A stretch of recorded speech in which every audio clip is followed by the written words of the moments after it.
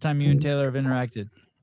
We've met. No, we've interacted before online quite a few times, but I always forget that he reminded me probably, I think it was at TFX this past year, that we actually worked out together at a mutual friend's wedding years ago. I mean, like, was it 7 years ago, Tayller? Yeah, maybe at least. He's like you, but he's wearing that racist Halloween costume. Oh, me? Yeah. Wow, dude. Wow. Is it a costume? I don't know. Okay. Everyone thinks it's Halloween. Matsu's in the house. Jacob Hepner. Can I switch places with Jacob? Bryson Del Monte, Taylor Self.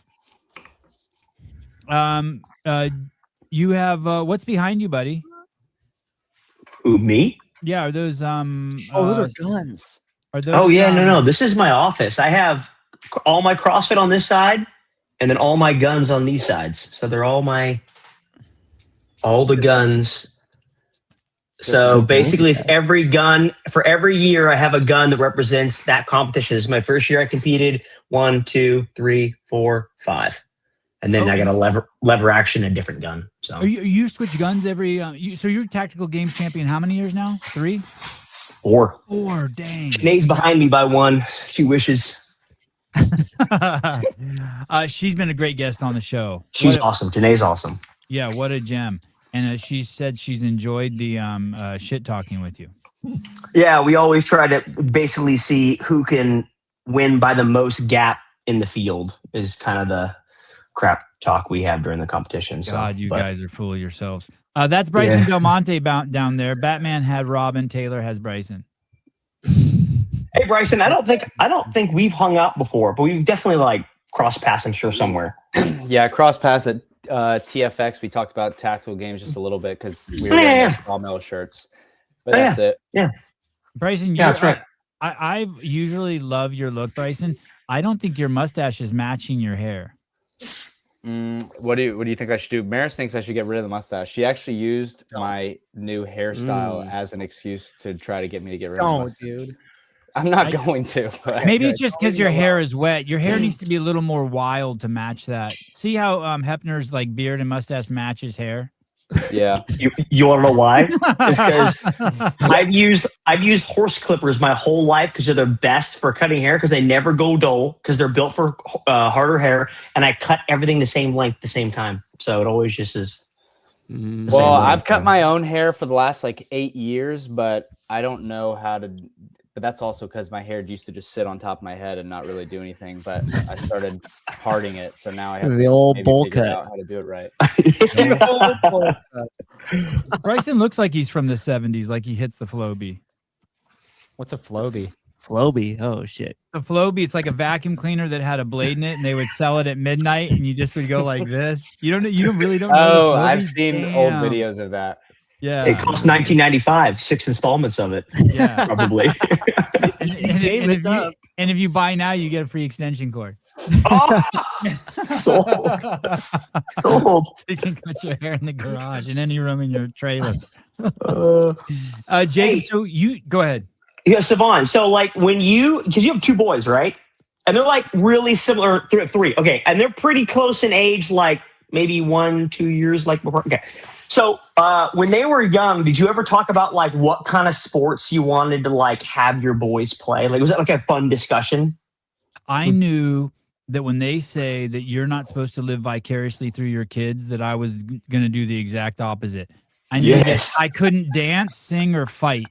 And my kids were going to be able to fight like hell and dance and sing. Oh, so the discussion in our house is obviously my 2 girls now are like 17 months old, so really far off. But it's a fun conversation to have of like what sports you want to play. And Kelly's, my wife is going for like tennis and golf, and I'm like cycling, wrestling, skeet shooting, and she's that's hates them all. Wow. Yes, Yeah. cycling will scare the shit out of you little kids. Hey, you know what's crazy, Jacob? You're going to start taking them to soccer and wrestling and dance and then maybe one other sport. And when you take them at like 2.5 years old, they all look the same. They all have the parachutes. They all play the same stupid games. You're like, there's no difference. It's not until like 4. You know what I mean? That like you take them to soccer practice and they're doing the same shit they're doing in ballet. You're like, what the fuck is going on? The only difference is swimming. It's in the pool now. Yeah, it's in the pool, yeah. But same, just chaotic. Yeah, it's like I've always heard like, oh, if you wanna, you're a girl, you want to get go to a good college, get a good scholarship, do golf. I'm like, people have been saying that for 20 years, and I've still got 20 more years till they're getting there. So I'm like, pick a different random sport. Skeet shooting is where it's at. we were just kind of determined by our area. It was during COVID. Tennis was I thought tennis was the stupidest sport ever, like baseball. But in golf, I thought all those were dumb. But they didn't require masks at the tennis academy, so I sent them there. And then had them do fighting and then skateboarding. What kind of fighting? What did you like specifically? What was the fighting? They do all the fighting. They really are focused on jiu-jitsu, but then do a ton of MMA. Yeah. Okay. And they do it. That's 5 days a week, 3 hours a day since they've been 4. I mean, they get after it. I've followed. I can't think of her name. American gold medalist, African American girl, wrestled for us. She's so much fun to follow on social media, and I'm like, man, I want my girls to do that. Like that looks cool. Without the cauliflower here, but does she have it? I don't know. I don't think so because I think most of the girls wear whatever they call them, earmuffs or whatever. I'm sure there's a better name for them. Yeah, the headgear. I want to see who it is because I want to follow her. I'm looking at it. I never, you know how you like know people's Instagram handle but not their name? Yes. It's a terrible. What is her name? Super fun to follow. I think she does does some WWE stuff. I'm behind, but don't listen to him, Bryson. The hair stash combo is perfect right now. Don't touch the beard trim settings. All right, fine. Thanks, Brad. Yeah, Brad Asaraf. Tell Maris her side piece likes it just the way it is. Okay? Tamyra Minsa Stock, yes. The first Black woman in history to win an Olympic gold medal in wrestling for the United States. I just thought it was so cool. Like, you change guns every year? I don't. They sometimes are the same build and setup every year for a couple of years, but I change the guns because to me they're trophies. So I usually laser what place they get and what the placements they got throughout the year. So basically, like every rifle to me represents a trophy, represents a year that I learned something. So it's like this rifle was built this way because whatever reason, and the next year I learned upon it, changed it. I do a different color scheme, and just represents that year of who I am. So, and how many times have you used the same model? This about 2 years. First year I shot for a different company. 2 years, then it's about 2 years each. So right now I shoot for JP Rifles, which is a company out of like the north area, like Minnesota area. And so I'll shoot them for 2 years now. And that's basically what I've done for the past couple of years. But JP's a competition company, so they're mainly a competition rifle versus like a duty rifle, which I've shot years before that. Meaning like it's a duty rifle will be something you might see a police officer use in the line of duty, but I'm not in the line of duty. So I want essentially a gamer gun. Like I want a gun that's built for just competing. So be honest, how much does your current gun cost with all the doodads and the fingernail polish and all that? Yeah, the rifle setup probably costs, great question, probably costs 15 plus, between 15 and 20. And then my pistol setup is about probably a little over 10, but less than 11. Oh, you do both. You do pistol and we do both tactical games. Yeah, we shoot pistol and rifle. Yeah, so they're both so all in, you're looking at less than 30, 27 or something like that. And your cases are beautiful too. Yeah. So, how nice is it to work with that kind of gear? My car costs 30. Just right at 30. Your Subaru. Yeah, so they're a solid company. They make basically they have all different. They're still a duty style gun, but they also make a solid rifle that you can compete with, which is what I which I love to do. I think there's actually one on their website, which is you can actually buy my rifle. Search Hepner. I think and Dave they're really likes JP guns. I see Dave tag. Dave Castro shoots for JP also. So yeah, maybe they don't sell it. Maybe it's not on the website yet. But yeah, Dave shoots for JP. I actually saw the boys were out there shooting with him. Had a good laugh. So obviously they got to shoot some of it right on Dave's rifles. So it's pretty cool. So. Oh, I always thought there was I thought your last name was Hepner. No, Hepner. Makes it kind of weird when you got to spell it because you got to say PP every time you spell your name. Let me ask you a question that might be a little sensitive here. It's not if Olivia's dating Chris. I'll ask that later. How are the corgis? Are your dogs still alive? No, Winston passed away. Oh, so sorry. Yeah, he actually no, it's okay. It's tough, but he passed away probably fall. It was fall. I don't remember the exact date. And then we waited a while. I started getting the whole, hey, where's Winston at? I waited a while because I was like, social media sometimes for putting stuff up like that. But I waited a while just because it was raw. So he passed away. So right now we don't have any animals, which is honestly, I'm sure you've been there when you got 18, 17-month-old kids running around, grabbing everything. Like it's not a terrible thing. Obviously we miss him, but it's not terrible that he's not with us. So would you get another corgi? Probably. We'll probably wait a while because we got these two girls and then we'll probably try for some more. So I'm not going to get a dog right now and have to deal with that situation all over again. So we're going to try for some more. we got to wait a little bit. We got the World Cup coming to the United States, and a couple of the teams are literally their practice field and they're staying like 8 minutes down the road. So we're putting up our house on Airbnb, getting the heck out of Dodge. And so it's not really appropriate to like try to have kids or like be pregnant when you want to travel and go leave your house. So where are you guys going to go? I don't know yet. Kelly wants to go to Europe for a couple months and just leave it all behind and go to Europe. I don't really want to with the games possibly coming up. I'd rather go to like Arizona or something near a gym. So yeah. How long will you Airbnb your house for? That whole time? Like a year? 2 months. 2 months. No.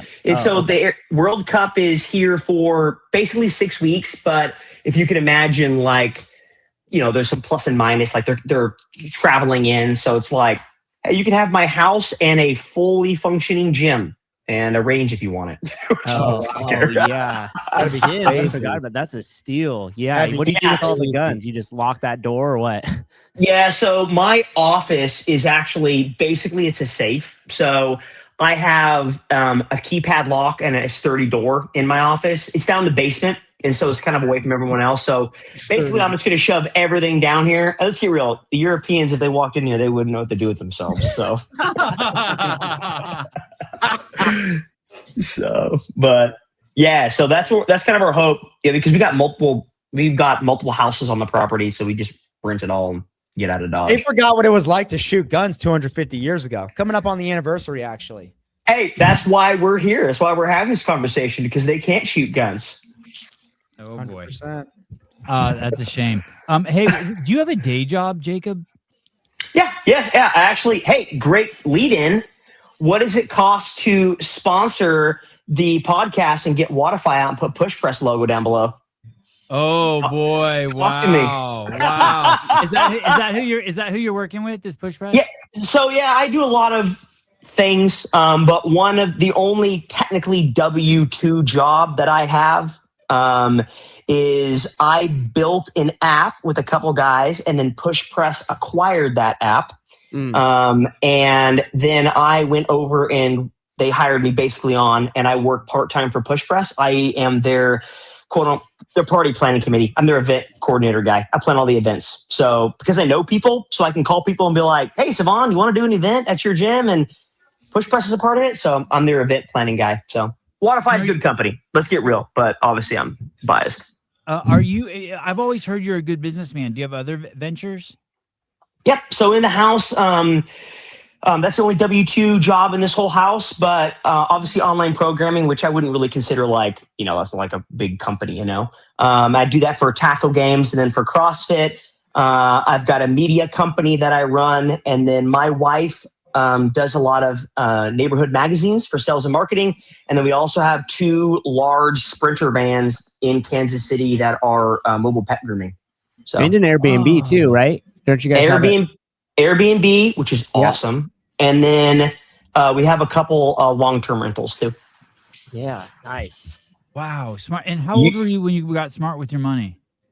I think one thing that my wife did really well is, I think we all do this as males, is like we enjoy the good video game. Nothing wrong with that, right?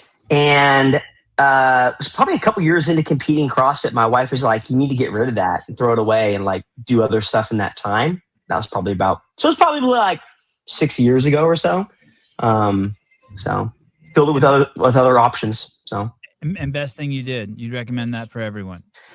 Yeah. I mean, I think if I can go back, I would go back and not do CrossFit, not do fitness. And I would just stream video games, if I'm being quite frank with you, because there's money there, boys. Were you streaming video games back in the day? I mean, you can't, but I'm sure you could like get good at it and get good at Halo and then turn it into a streaming career. That's what a lot of the guys who do it now pretty much did. But I didn't think you have to be good. You just have to be entertaining. Yeah, that's what I was going to say. Yeah. Wow. So. Sketch. I love Sketch. How much are you training these days? The CrossFit stuff. Yes, we just started up like 2 weeks ago. Basically, obviously rolling into it very, very slow. But basically, we're trying to get 2 sessions in a day now. Main focus is, number 1, get on a barbell because we haven't done that in a while.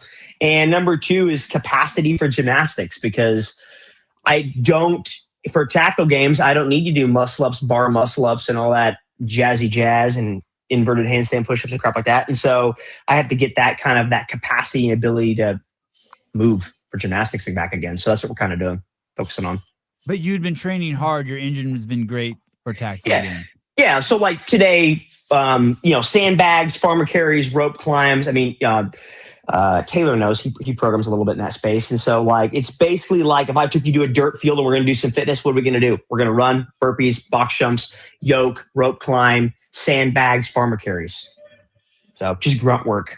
And now you've taken that and incorporated barbell, and we got to put more barbell in, get rid of the sandbag. We don't need that anymore. And we got to do muscle ups again.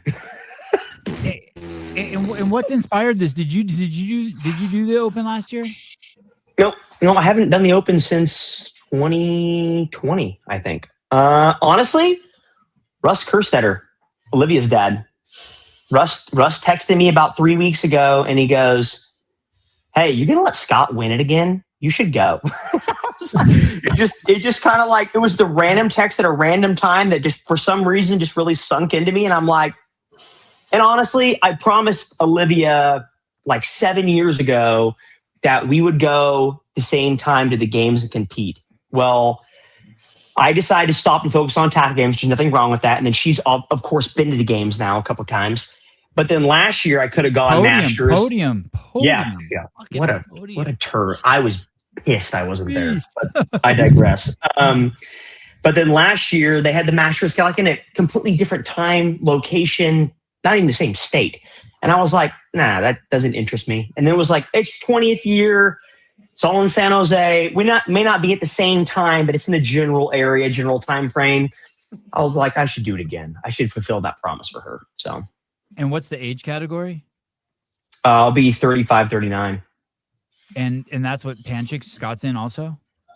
That is correct. Him, Dancer, a lot of the boys. Dancer. He's still in it. He's not injured, is he? I don't think so. No, yes. I like Sam Dancer a lot. Sam's a good I like Sam Dancer too. He just always ends up getting hurt sometime during the season or the first event. Gives the best hugs. Him and Cole Sager. If you want a good hug, you give it to Sam or Cole. He means it when he hugs you. Did Scott make some sort of announcement, and that's what Mr. Kerstetter saw? No, he just wanted to throw out a random text and just piss me off at like 7 a.m. So, and honestly, look, I freaking love Scott. Like I got to compete with Spencer Panchik did tactical games with me all last year. And so I hung out with him like 6 times last year. And so I just love I always hang out with the Panchik family. It's just a solid group of individuals. And so it'll just be really cool to hang out with Scott again. I just missed the dude. So Jacob, have you ever done sandbag clean and jerks over like a 7-foot pull-up bar? Mm-hmm. It's got to be light. It's got to be like 100 pounds. Usually it's a handle bag. 100-pound bag. No handle bag. The round bag. You can do it. I've done it with a handle bag. I feel like they're so hard, and they're one of my favorite movements. Yeah, I always be afraid it's going to just slip through and be like, and then just have to, like, rest it on facial. The bar, push it the rest of the way over. It's weird. I was just curious if you'd ever done them. They're hard. We did them in a kill together one time. Mm-hmm. Oh yeah, it's a solid movement because it's like super. It's like not subjective. It's like you either got it over the bar or you didn't. Right. We can see it. Oh, it was awesome watching people try to do it. And a lot of people did, like, it hit them back in the face. Yeah. Catch it for sure. Vellner had a good post, was it a couple days ago, about the wall ball, about like, I always think there's going to be that one time where it's just going to slip through my hands and hit me in the face. That's what made me think of that. So, Jesus criminy, what is going on here? How do we do this? Oh boy, there you go. Oh. Well, you and Jacob don't do hold your hand back up. Hold your hand back up. What is on your hand right now, dude? That's a working man's hand, boy. Burpees. Yeah. Didn't clean the floor. Colton rubbing the pigs, dude. Jacob comes 15 minutes early, and Colton comes 38 minutes early. What's going on, Colton? You told me originally this was going to be at like 6 o'clock Pacific, so I started a workout, and then like 5 o'clock I get the text. Oh, that was just early. Do you want to go back to working out and come back, or do you just want to hang out? I'm finished. I can hang out backstage or whatever. No, you feel free to still. We're not going to keep you backstage, dude. Get him backstage. Hey, I'm Jacob. Look at the 6 pictures. Which one of us has a day job? Cole looks like he got in a fight with a vacuum cleaner. Colton, you're going to win the Open this year or what? I mean, probably, yeah. No. There's this crazy athlete that's registered for the Open. First name Wajma. And I'm not really sure what the last name is. Wajma? You're gonna have to fight for it, yeah. Oh. Jake, how long is it? So let me ask you this: how much has your body composition changed since you stopped doing CrossFit? I mean, probably lost some muscle mass because I didn't need some of it especially in legs, because I didn't need it for my sport.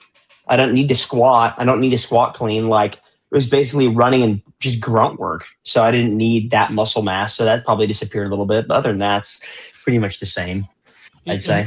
Anything demoralizing as you get back to it? You're like, oh shit, this doesn't. Yeah, like muscle ups. Yeah, like I was good at gymnastics, and now they can go suck it right now. So we're slowly bringing that back. Snatching still sucks, but yeah, it's a journey. That's the reason you do the sport, because it's freaking humbling, no matter what you do. So it doesn't matter. Yeah. And it's not easy making it to the games. You feel pretty confident you'll make it through the Open and through the. I think they take 30 to the games in the Masters, and I don't think that's going to be a problem. I say that on lock on wood, but that'll be a problem. I got a couple months. Okay. All right. And have you talked to Scott? Yeah. He was on the podcast with me and Chase, where they freaking brought him in randomly, like just in the middle of it. But yeah, I can't believe he did that without saying anything to anybody. I think he told like 2 people, and that was well played on his part. He held that card well. And were you guys pretty close friends during your years of competition? Oh, I was pretty close with pretty much everybody. I didn't really have a problem with anybody except for Colton. But yeah, you say that now that you're retired, pussy. Colton would beat me every day that ends in a Y. So let's get real. Let's get over that. I appreciate your contributions to Proven, though, with the Chris and Olivia. Yeah, they're pretty much my 2 best friends over there. That's what Chris was out here training tonight with me, And we did a sandbag workout. Just to clarify, I whooped him at it. So I want to get that on record. But he was out there and he was like, I was like, hey, I'm going to be on a podcast with Savon and the crew, and Colton will be there. And he's like, oh, man. He goes, I freaking love Colton. I was like, yeah, he's a good cat. So good Midwest dude. So, yeah, he said the same thing about you, man. That's the first time I've heard Colton use the word friends, by the way, in 5 years.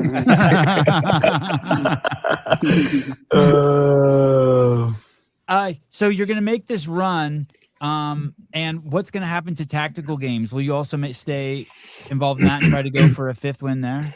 Yeah. So, I mean, the CrossFit Games is done into July, and the culmination of the tactical games season is mid-November. So I just won't do any fitness combined with shooting for the next couple of months, but I can still shoot. Like on my off days, I can still, and the range is on my property. So I can just go shoot for an hour and still retain that perspective. And then I'll just start competing in tactical games come August. So no biggie. I mean, the fact of the matter is I'll probably be in better shape this year than I was last year. Right. So. And how's your body? How old? You're 35? 35. I've always had like a little bit of a knee issue here and there, just because, back in the day, all we did was squat to high heaven. But other than that, I don't have anything else nagging. So. All right. Well, any questions for the great Jacob Heppner? Oh yeah. I wanted to ask, do you remember in like 2018, 2019, you started maybe it was a new YouTube channel, or maybe you just kind of revitalized your YouTube channel and you started making workout videos where then in post-production, you and Jake would sit down and like have a little face camera in the corner and just talk about the workout I was doing. We basically stole that idea. So, but I used to sit there and refresh YouTube waiting for new videos of that in 2019. So I remember. What happened to Jake? Jake, I don't think that was. He was the semifinal level. Yeah, was that Jake that I did that with? Because I did with a couple athletes, Bryson. So yeah, it wasn't always him, but he was there more often than not. I felt. Yeah, so we had Zach Carcetti, who went to the games twice. We had Andrew Kiekler, who was a good semifinal athlete, and then we had Jake.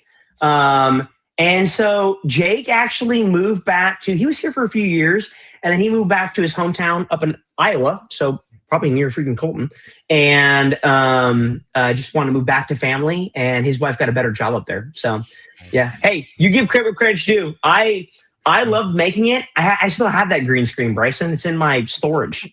I just throw up a green screen, film it, talk about the workout. It was the simplest content I've ever done in my life. But yeah, I basically learned how to do CrossFit watching those videos. So those were the times. I'm not bringing that back as heads up. That was way too much time to do that. we got it covered now. We got it covered. One of the first production too. One of the first vlogs you did was amazing. You were like, I can't remember exactly the situation, but you were going back and forth between like cooking something in the kitchen and barbecuing outside. And I just remember all of a sudden you go, oh shit, like it cuts and the whole barbecue just like on fire and flames are going through. I was like, it was just me with the camera and a little like those little Gobi or Joby little like tripod stands, and my wife was gone, and yeah, not pre-planned. I'm not burning my my steak on purpose. Like it just lit on. It probably almost lit my deck on fire, if I'm being honest. So my wife was pissed when she came back. So. Hey, speaking of smoke and YouTube, I'm doing is this what that is? No, this is back in the day. 7 years ago. Sorry, Taylor, I didn't mean to interrupt you. Sorry. So back in the day, I decided to shoot guns and do fitness. At the time, the tactical games was like, no one knew what it was. It didn't really have any notoriety. I didn't even know it existed. And people kept commenting, you should do the tactical games because it's all this basically is. And so I did this for years, and until I decided I should go try the tactical games. So, yeah. This is your very first video on the station. On Savon or on my YouTube channel? This is on your YouTube channel, Jacob Heppner. I went to oldest and I clicked the oldest one. Sheesh. Yeah, I lived in a different property. That's like 10 minutes away from where I'm at now. But I would shoot into someone else's property, but I didn't tell them. Definitely not legal, ladies and gentlemen. So, that's like when I shot in my backyard and didn't tell my mom. Hey, we need to get you out here, Taylor. We need to pick a time. have you come out here. You and Bryson come on out here and shoot some guns. And you got a gym. You can still work out. I know. We need to. We travel so much in the spring, so maybe late summer, early fall. But you were talking about YouTube. It reminded me, I'm shooting. I'm making my first video on my personal YouTube, and it's going to be like a time lapse of me and my wife building this crazy garden and irrigation system. And I'm using creosote railroad ties for a retaining wall to hold up the gravel that's going to be essentially the foundation for the irrigation system. And I was cutting some of it at an angle with a chainsaw today, and I started getting sick. And so I was just Googling on my computer if creosote smoke is bad for you. It's not good for you. I had a mask on, but dude, anyways. My property's surrounded but in the front by that, and I have all these fruit trees by it, and people have said, hey man, that's not, you should be careful.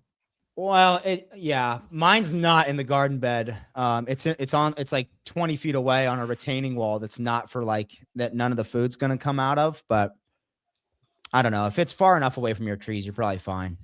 Taylor and I got you're the other day.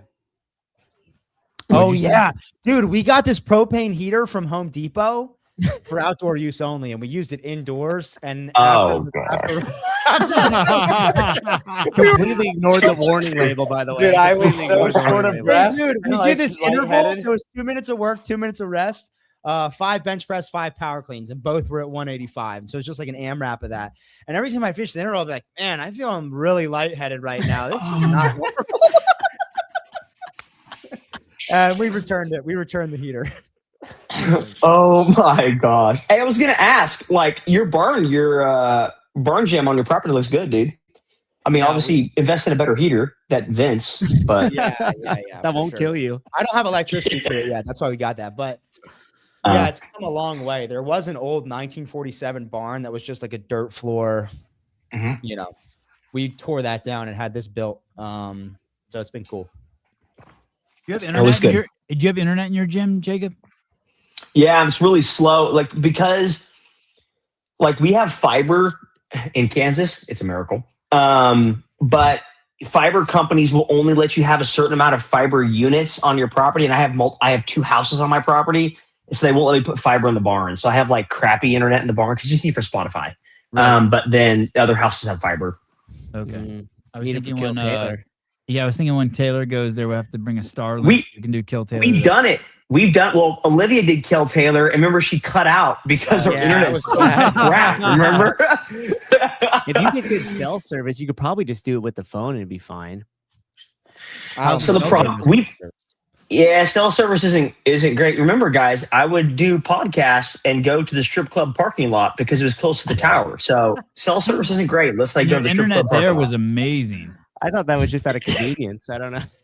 No, that strip club paid for that probably. It was like a thing, they needed good internet service. Well, I was here anyway, so. I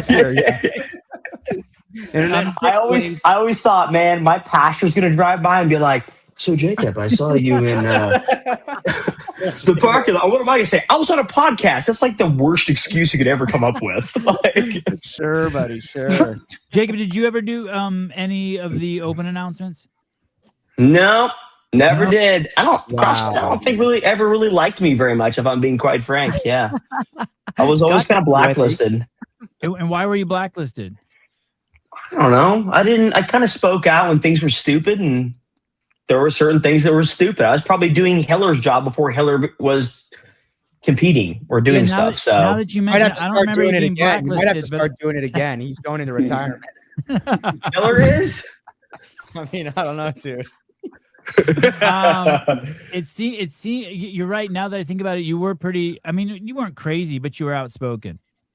Yeah, I mean, great, like the handstand push is a great example. Like, there wasn't 2 brain cells put together for that standard, but yet we're gonna throw it out there. Like, what was that standard? Dude, the forearm standard was genius. Dude, the protractor, trig, sig, cosine, tangent. Like, what are we doing here, guys? That's right. You didn't make it to the games one year because of some crazy standard, right? That's what it was. Yeah, I had the choice. I mean, you always have a choice, right? The choice was do I want to just fudge the standard and go to the games in 2018, or do I want to basically flip the bird and say, I'm going to do your standard and call out that it's stupid? And that's basically what I did. Some people didn't like it. Some people were like, he's Joan of Arcing himself. Yeah, basically. Like, it was a stupid standard. Someone's got to say something. That was a pivotal moment. That was Brooke Wells' first open call out, and that put Craig Ritchie on the map. Yeah. Yeah, that was the whole capacity joke, because I was, the whole you show capacity. Yep. Again, so you had a choice to make. Souza. Wow, Souza. Yeah. Nice. Souza. Global company, Souza. They brought, in 2019, the next year, 2019, they brought handstand push-ups back, and they brought back a different standard, thank God. And 2019. Yeah, I think they bought the box. And I was like, I'm going to go out. It was the overhead, single arm overhead walking lunge, then a box step up, then a bunch of handstand pushes and handstand walking. And I was like, I'm going to burn this workout to the ground. I'm going to win it. And they have to admit that I want to work on handstand push-ups the year after I couldn't do any. And I think I had the top time in the world, and they gave me a 7-second penalty because my hand wasn't fully across the line on one of my handstand walks. So whatever. They had to get you on something. That made Colton they slowed it down to like. That's such a Colton thing to do, what you just said. Who's the guy who does those penalties? What's his name? God. They have a guy there that does the penalties? Come on. It's the guy Hiller beefed with. He wears Eubanks. Yes. Eubanks was definitely the one who did that. Eubanks did it to you. He's spiteful. I guess you were never on seminar staff, Jacob. They didn't have the almighty CAC back then. They didn't have that, and I wasn't on it. And then I heard some good stories about the CAC this year through other people about y'all being on that team. Taylor got kicked off. The community voted him on, and then Dave kicked him off. Bro, hey, did you make fun of someone's dog? I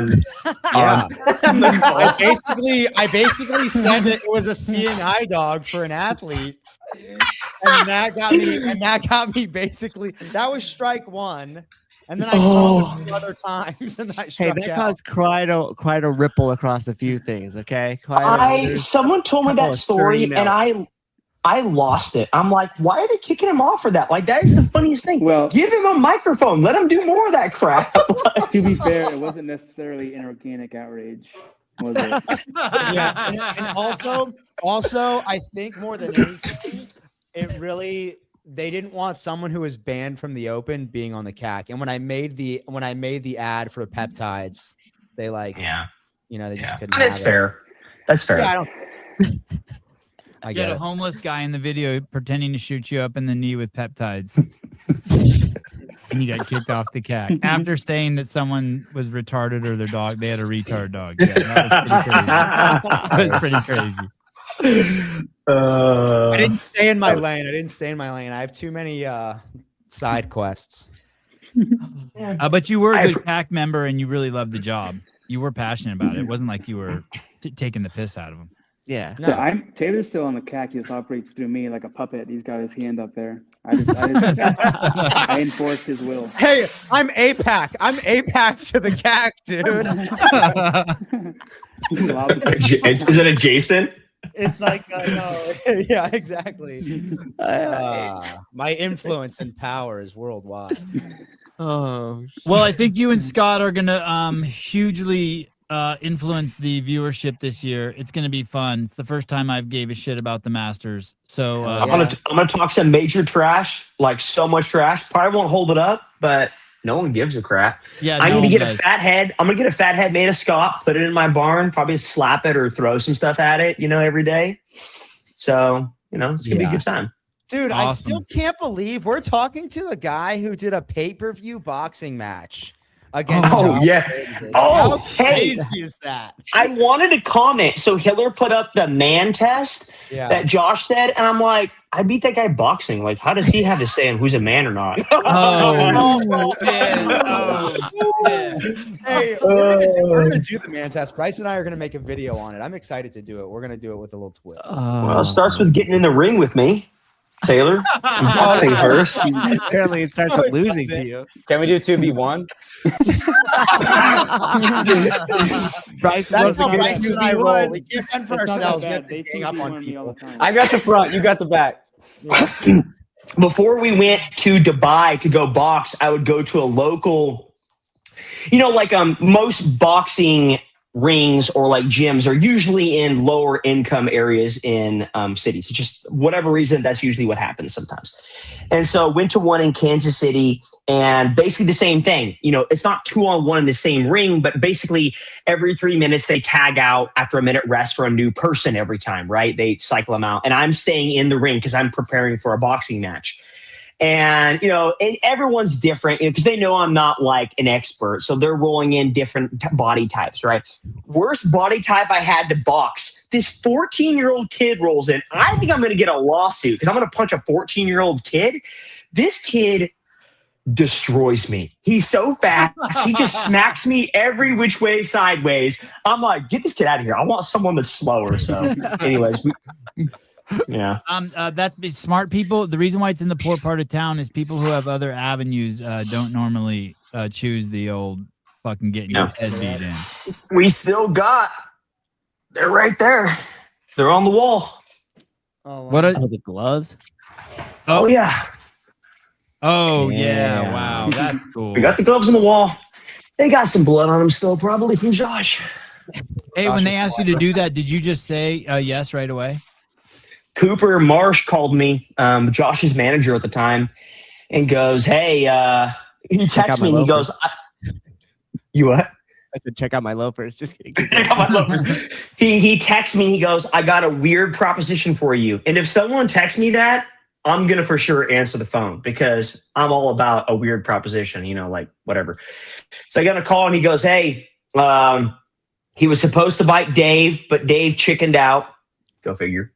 He had another CrossFit Games athlete that decided to go Masters that year and wants to focus on that. And didn't want to compete. Who was that? I don't think I'm supposed to say his name, but say it. I think it was Dan. Oh, okay. Yeah, maybe I'd heard that. Yeah, I don't know. I think it was Dan. Yeah, I think it was Dan. And then he decided to go Masters, which is awesome. But then I think he couldn't compete because he got COVID. I think. Ooh. That year. Yeah. Anyways, regardless, digress. You what? I thought he tore his quad, Dan. But anyways, so I'm third in line, and they were like, "Hey, it'll pay." So I hung up the phone, walked in the house. I said, "Hey, Kelly, how do you feel about me boxing this year instead of doing the CrossFit Games?" And she's like, "No, you'll get your face messed up." And I was like, "Yeah, but this is how much it's going to pay." And she goes, "Okay, yeah. So when do you start? Do you need a coach or like?"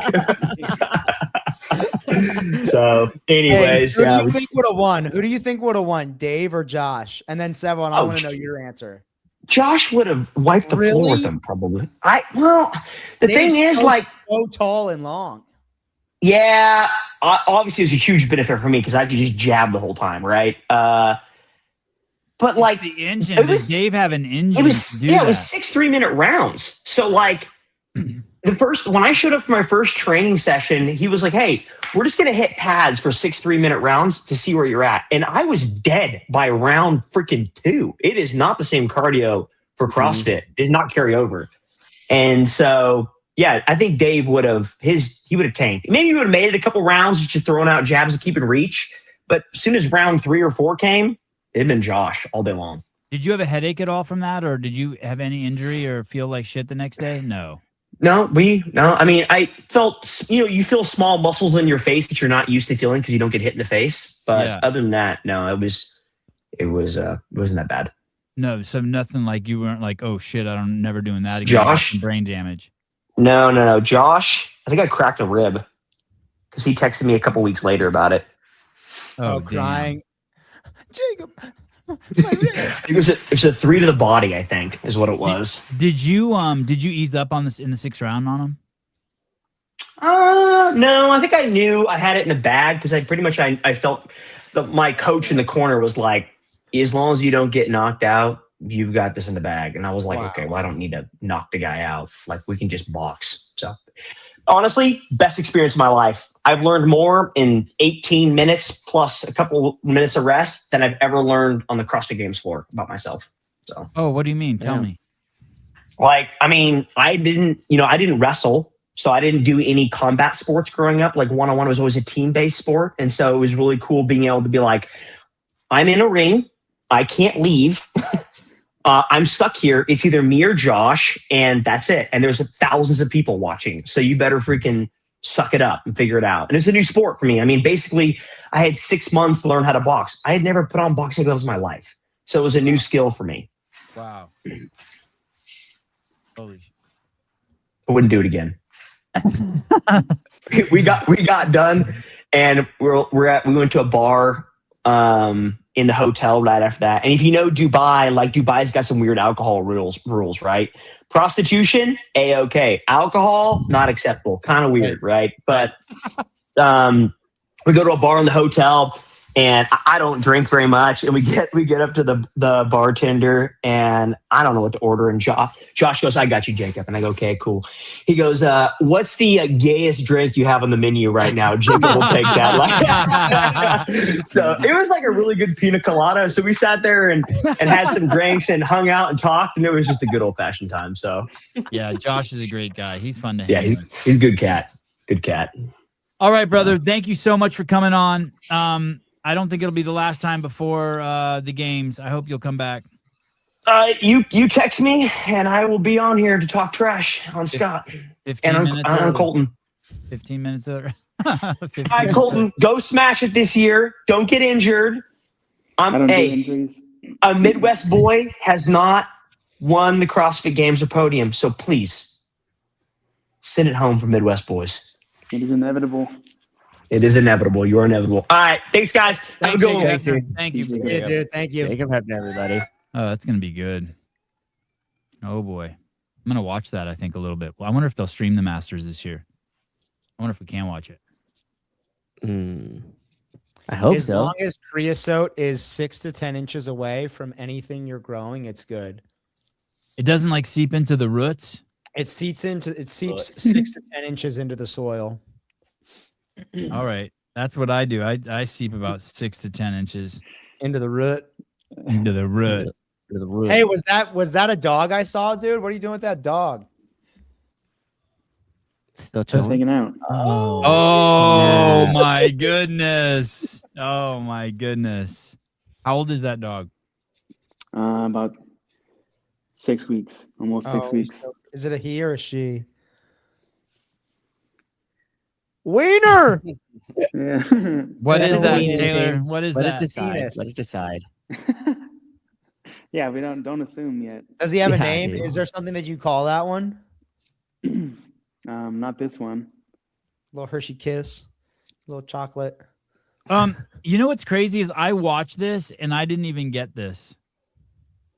I watched this and I didn't even get it. Games Open starts now. Harper is the fittest man on earth. 570 pounds. So impressive by Colton Mertens. Dallin Pepper trying to keep pace. Unbelievable. Austin Hatfield takes the win by 1 second. The quest is about to begin. Are you ready? What didn't you get about it? I didn't realize it was. I just thought it was a games ad. Like I saw it, I watched like 5 seconds of it and clicked away. And then I got a text being like, "Oh shit, Colton's doing the open announcement." Like, oh, how do you know? And I went back and I'm like, I watched that. I didn't pick that up. I guess that's just me. Attention deficit disorder. Colton, how did you find out you're doing the open? What happens? You get an email from I think Becky and there's some other CrossFit HQ people on there, and they ask you if you'd be interested in doing the open. And like they don't tell you which one you would be doing yet. They just kind of want to know like if you're interested, and then they say yes, and then they're like, okay, cool, sign an NDA, and you sign that. Then they send you over what weekend they want you to do, and you sign the contract, and then that's that. And it's good to go, and that's it. Yep. And I wait, and I didn't find out who I was going against until they made that post. And I'm guessing all 4 of you guys. Well, it says Jason versus Dallin Pepper. versus Cole. Okay, so I'm guessing all 4 of you go at once. Yep. And that's crazy for them. I'll dude. start after them if they want. That's crazy for them, dude, because we've been having you compete against Jason and Dallin head to head since before CrossFit even had the idea. That's crazy. Do you ever wish like, oh, I hope I get some fresh blood, some people I haven't like beat up enough?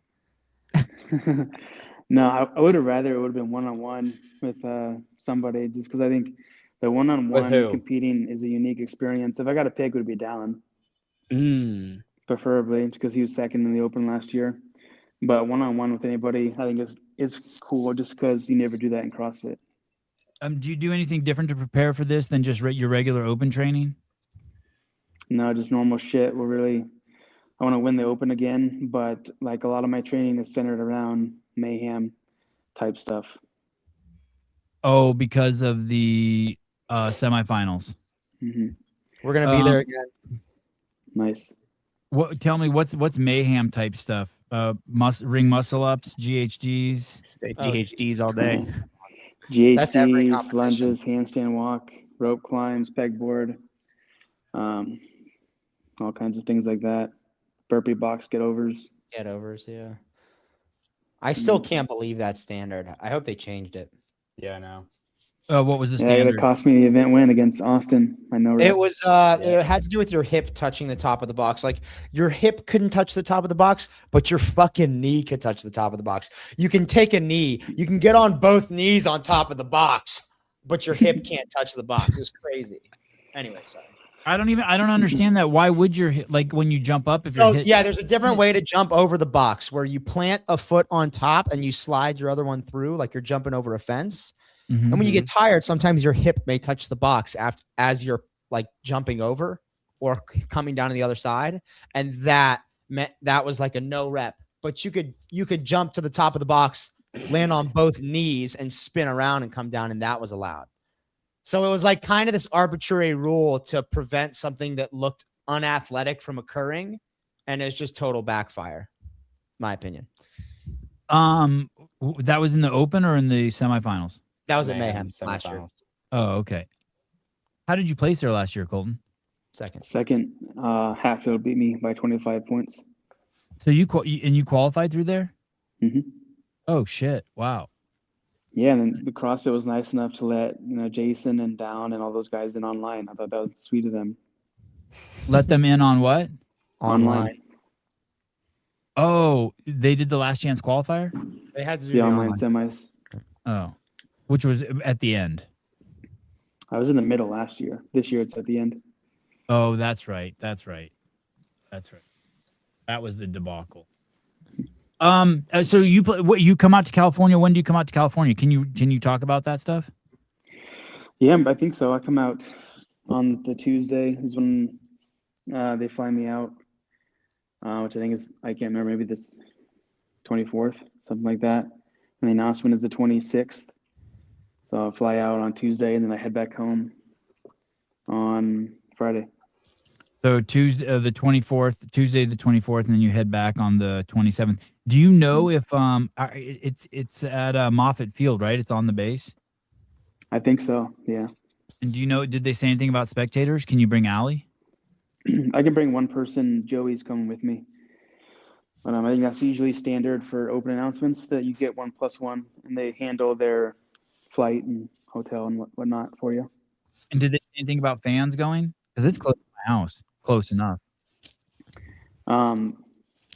Not that I can remember, but I just skimmed the emails about it for the more important information to me, I guess. I didn't read that part if it was in there. Have you heard, Souza? Because your affiliates within distance, are affiliates invited? Yeah, at the yes and no. I don't know if it's like an affiliate invite, but they said at the gathering that it was going to be open, but there's a bunch of restrictions to like get on base. So you have to have like your real ID. Like there's a bunch of other like things that go along with it because you're going on to a base. And so I think you could get on there if you know how to do that and you show up and do it. But there hasn't been anything like official. I think there was something sent to me in email. I don't know if it was sent just to me or if it was sent to me as an affiliate owner. Sevi, are you going? Yeah, I'd probably go if I can get on. I don't have a real ID. I'm guessing I can get on with my passport. Yeah, your passport should work. Yeah, so the passport should work. It wasn't listed on there, but Because I think me and Joey had to fill out some extra stuff. We had to give, like, they said we either had to have our real ID or passport, and we had to give them like our license numbers and things like that. Yeah. I wanted media access there, but I don't think we're going to get that. No. So the WFP, did you accept to go to WFP this year? Yeah, I signed the contract yesterday. And congratulations. And Barbell Spin made a post saying, what place did you take last year? I think I was 12th. And they said that of the top 9, only 2 guys, Spin reported that only 2 guys are coming back, James and Roman. Does that make you feel, like, yeah, that's good, better chance to make more money with just James and Roman there? Yeah, I mean, definitely it'd be easier, but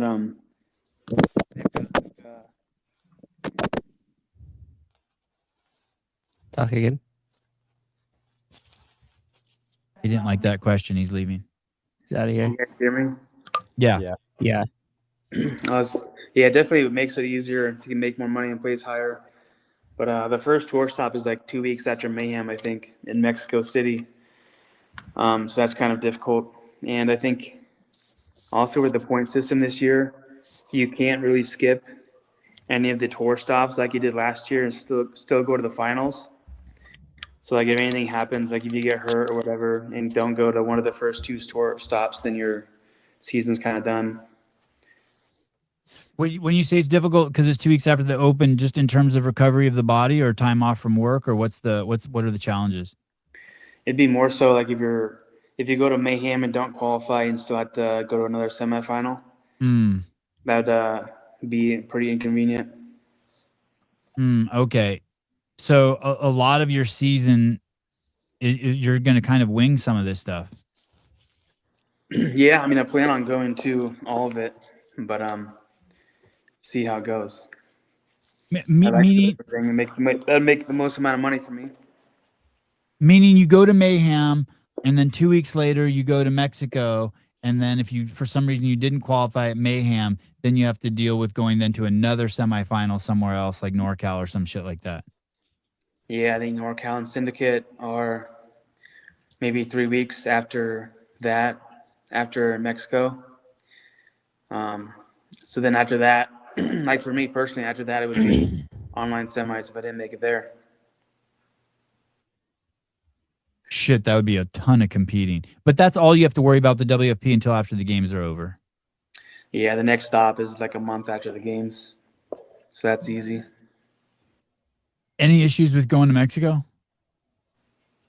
I don't know. I think they like me there.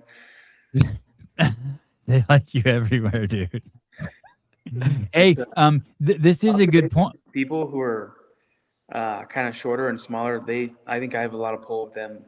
Instagram demographics.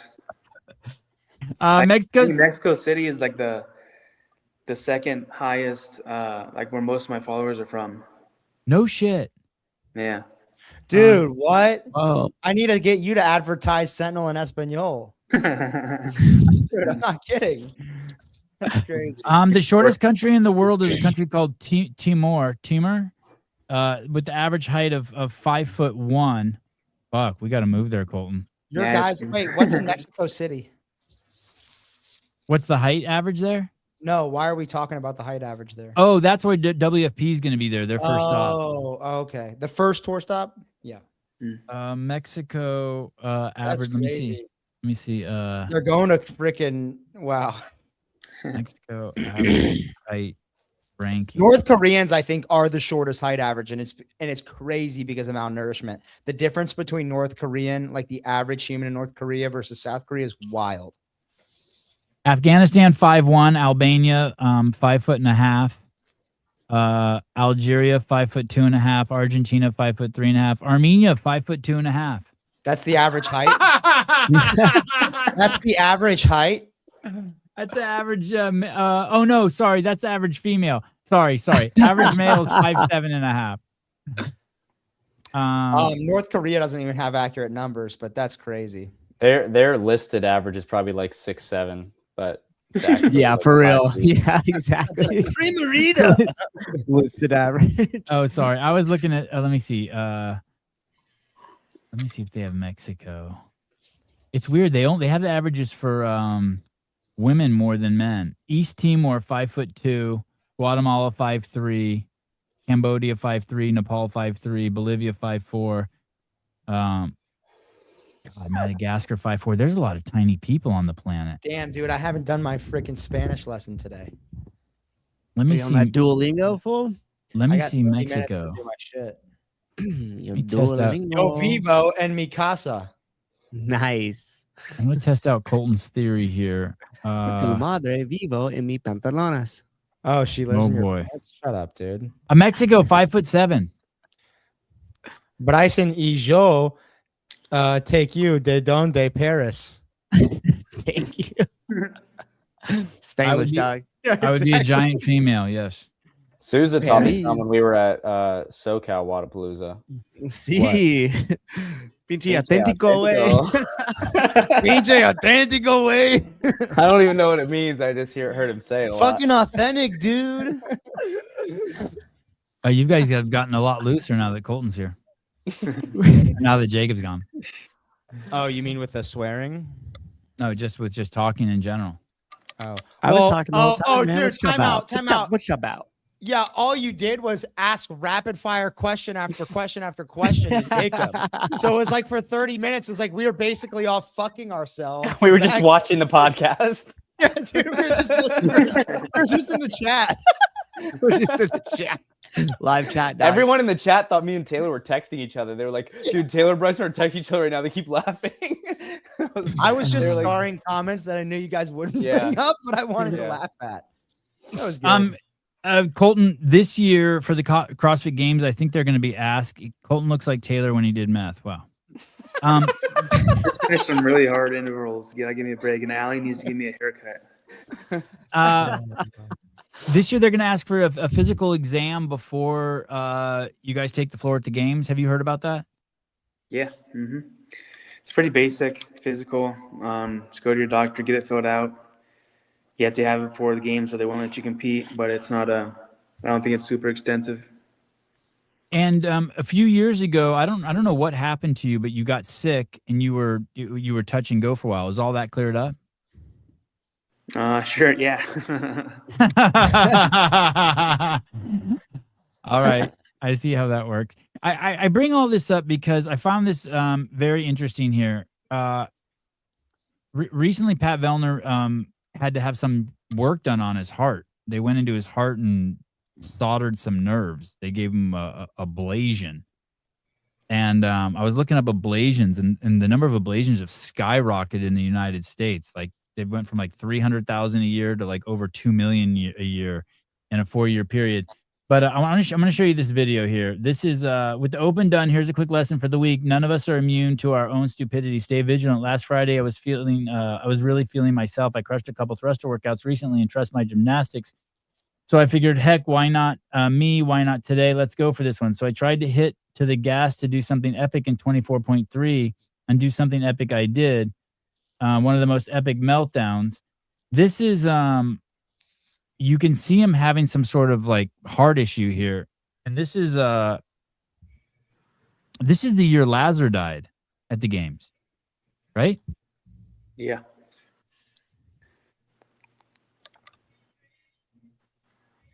Looked like he just fell. Mhm. What did his heart trip him up? Yeah, Did he trip over something his heart?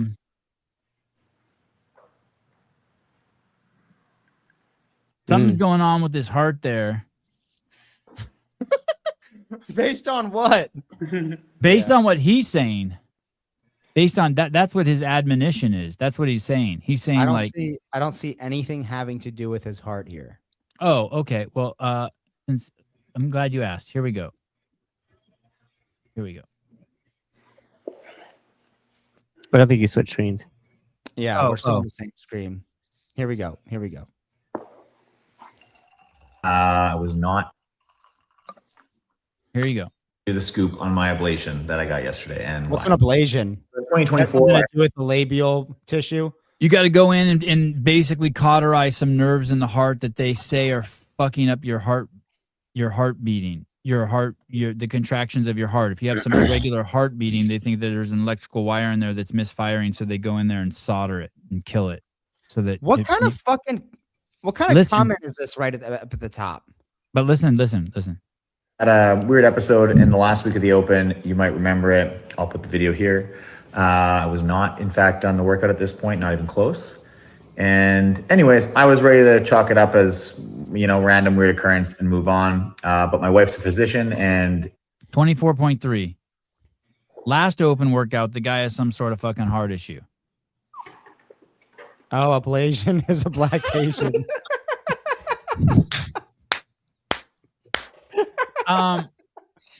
I find this fascinating that this is one of the leaders of the PFAA that was for safety. He had a heart issue, and it's the same year that Lazar died. Do you guys find anything bizarre about that? Like he didn't take the personal responsibility to say anything. He didn't pull out of the games. What did his wife say about they had a physician, they checked it out, and what did they find out in 2024? They basically found out that he had we'll play the whole thing. You can hear what he said. It's kind of long, but here we go. He's not short for words. Here we go. Encouraged me to go get it checked out. So I got worked up while we lived on Vancouver Island, and they found atrial flutter. This is like atrial fibrillation. It's just a slightly different electrical atrial flutter pattern. There's also obviously some other small differences, so just look it up if you want. Basically, we're talking uncontrolled contractions of the top of the heart. It went undetected for a long time because symptoms of it really are like palpitations, shortness of breath, fatigue, which as an athlete, I have a lot of. At the time, anxiety, chest pain. You think that all athletes have a responsibility to mention this? I'm assuming he never told anyone at CrossFit this. Maybe he did, but I'm assuming he didn't, or else we would have heard about it. What do you think the responsibility is in an athlete to tell the games that? I think if you want to compete, you probably shouldn't say anything. Right. That's the reality. I believe the medical director now has the say. Like if they think you're doing something unsafe, they can pull you whenever. I don't know if it's a new rule, but I know that it's the case this year. In any other professional sport, if he held that information back, I'm sure there'd be grounds for like a fine or something written into his contract on a team where he'd be fucking crazy fucked to just not tell them. Because essentially, when you sign a contract with the team, your body is their property to an extent. Like you're committing to whatever. I feel like CrossFit up until last year with the medical screening is like the only professional sport where it's like you just sign a waiver and go do it. And it's kind of crazy, but also you're not on the CrossFit Games team. So you're not the property of the CrossFit Games. You're there to complete a test. So I think to Pat's defense, if he wants to be able to compete, like Colton said, he doesn't say anything.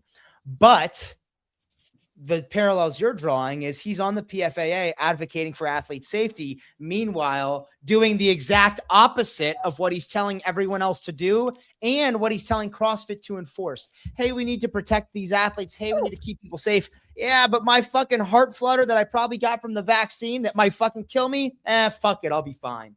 That's crazy. Ironically, the same year that Lazar Jukic drowned, who we knew had some sort of heart issues. I find it somewhat redeeming. You know what I mean? Like there's some sort of redemption there. Like, yeah, people have fucking heart issues. They're not going to talk about them like you guys are saying because they want to compete. You see in UFC constantly, like they go through a really extensive physical before they're allowed to fight. And it's constantly, there's stories of athletes, I had this injury going to the camp, I had this injury going to the fight, this, that going on. And they basically just don't tell the physicians about it, which is, I think, in violation of their agreement. Like they're supposed to tell them, like, hey, I had this hurt, whatever. But obviously they don't tell them because then they can't fight. Right. Something that happens all the time. That's crazy. Yeah. Yep. Like, remember Michael Bisping, Savon, you probably know. He was basically blind. Right. He held that information from the doctors where he basically blind in one eye and kind of cheated his way through the eye test and kept fighting for years like that. If Pat died from atrial fibrillation, Dave would have been accused of murder again. Exactly. And that's my fucking point. Yep. That's my fucking point. And we knew, I'm not trying to try the Lazar Jukic case, but we knew Lazar had issues. And issues. Pat had a fucking medical report telling him. Yeah. That's unbelievable. And he was a key member of the PFAA, like you said. I just find the story unbelievable, and kind of the way he presents it so casual, like he doesn't see the irony in all of this or the connection is mind-boggling to me. Yeah, he doesn't. And this is the thing. He was one of the 2 ringleaders to have Dave fired because it was Dave's fault, essentially, for Lazar's drowning and the horrific accident that was. And just the lack of self-awareness to be competing there, knowing that you have a heart condition that you hid so that you could compete, and then meanwhile leading the monkey circus to have, Dave fired when the games isn't anything like a contracted team sport or even the MMA. It's you sign a waiver and you're there to complete a test to be the fittest on earth. You're not on anyone's team. You're not anyone's property. It's all your sole responsibility. And where's the transparency from the athletes? And once again, and I'm not saying that they need to. I'm not shitting on Pat for hiding it. I'm like, hide what you want. It's your life. I think you should have the right. But in the position he's in, and with what happened in 2024 to Lazar, I think it's case closed. Well, do you think he's even making that connection? Like, if we had him here right now and said that, do you think it's just not even? He's not even drawing that conclusion at all, or he? I don't think he would even agree that it is ironic and that it's hypocritical. I don't even think he would agree. I think he would find some justification in his own mind for why it's different. And I view the PFAA as like a political. It's just I view it as a political structure, a political entity, and he's like the perfect caricature of the politician who makes rules for other people and calls and screams from the rooftops, outrage this, outrage that, meanwhile participating in the same exact behavior that he's speaking out against. Yeah. How could you not know that this was going to be a problem for some athletes and be dangerous? I'm keeping my problems that make it dangerous away from you. I don't want you to know about mine, but you should know everyone else's. I mean, the last thing he should have been in with the fucking whatever the fucking flutter he had was a swim. Yep. What about this perspective? Do you think he felt so strongly about the games and the lack of his perceived lack of safety because he thought that really could have been me? Yes, I thought that too. Yes. Everybody thought, hey, that could have been me, but he's like, that really could have been me.